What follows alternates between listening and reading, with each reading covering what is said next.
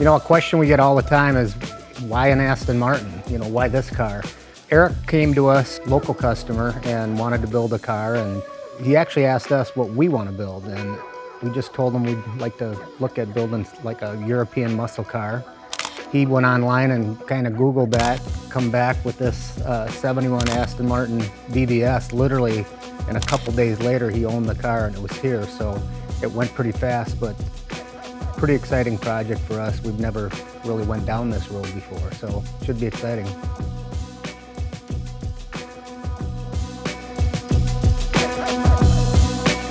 Being an Aston Martin and have done as much work as we have to this thing, we really want to stay true to the era, the 70s. Besides the carbon accents that it has, you know, the interior, we want to feel like it's, you know, reminiscent of the 70s, not a modern Aston Martin, more of a feel of an older one, because at the end of the day, this car is going to feel older. It's not going to have ABS brakes.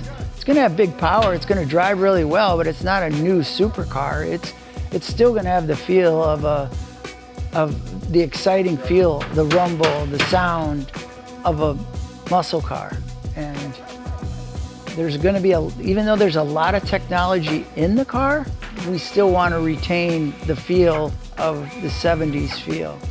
Although it will have a little of the James Bond feel with the cameras, you know, that Gentex has done for us, forward-looking cameras to the side mirrors and very high-tech mirroring and visor system in here that Gentex has done. But it's still, we want it to not just jump out at you like, oh, that's modern stuff. We want you to find it, kind of like all our cars, a little Easter egg hunt on what's modern and what just looks old that is modern.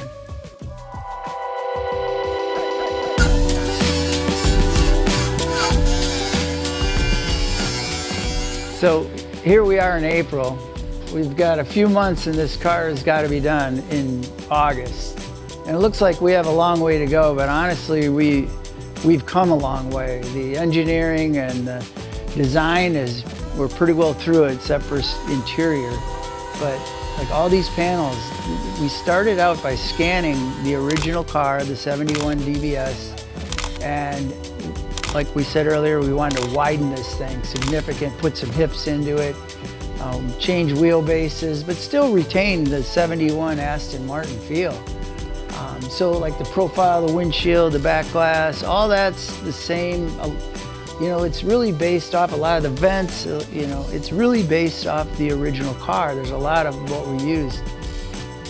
But in that, instead of making as much out of steel, we did a lot out of carbon, much more than we have before, like inner wheel tubs you'll see, closeout panels, doors, you know, not only the outer door, but actually the inner frame and the jamb is all done in carbon too, which is more work than we originally had done. So the car is really exciting for us. It really pushed all of us to look at it a different way. You have to be more patient building a car this way because you're always waiting on somebody besides yourself. But I'm really excited about the process, from, you know, the scanning to milling parts, or, you know, milling plugs, to making the part, then finding a way to figure out how to hold it.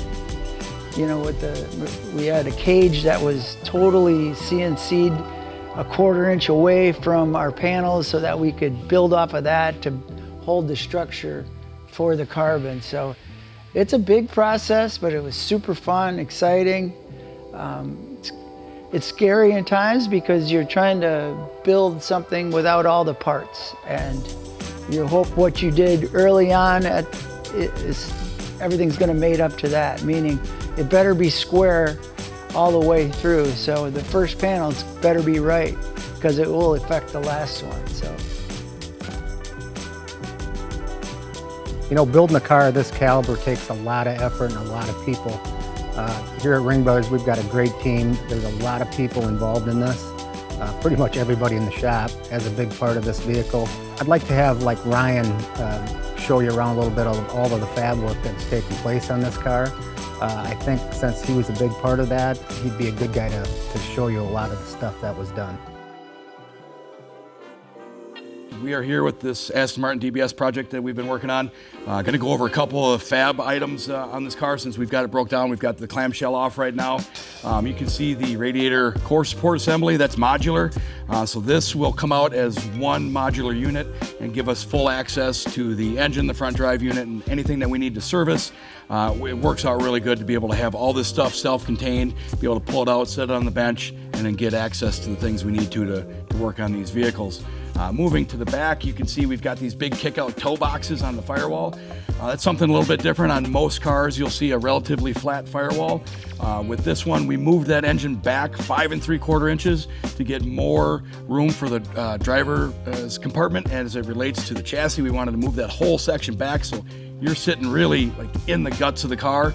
And with that, of course, that pushed our cowl back and our firewall as it relates to the engine. So our toe boxes actually come out past the engine. When you see the engine sitting in here, it'll be tucked back in this little pocket nice, so you're in the car.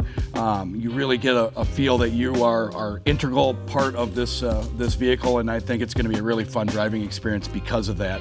We've got a late model Ford Mustang booster and pedal assembly over there on the driver's side. That's all been incorporated in and sunk into those toe boxes. Moving to the back, you can see our Ringbrothers hinges that we've modified to work with this door setup. We've got all late model components on the inside of the door, so the regulators, the latch, the lock, all the mechanisms are all OE. They're all from a late model vehicle, and the external door handle, which you can't see right now on this side, but on the other side it's in. That's from a late model Aston Martin. It's the same handle on those new Astons, and we thought that was a really cool tie-in with this vehicle.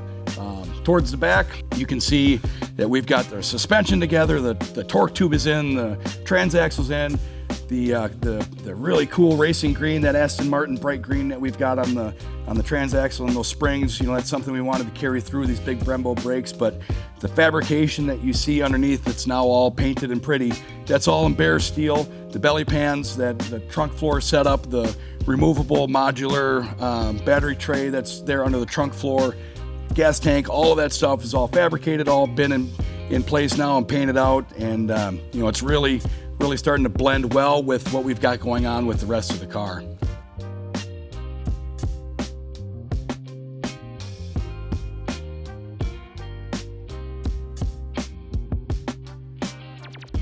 So thanks for watching this build. We'll be doing more episodes leading up to Monterey. Yeah, and you can stay in touch and in tune with this car on Facebook, Instagram, and YouTube. Look forward to seeing you all in Monterey.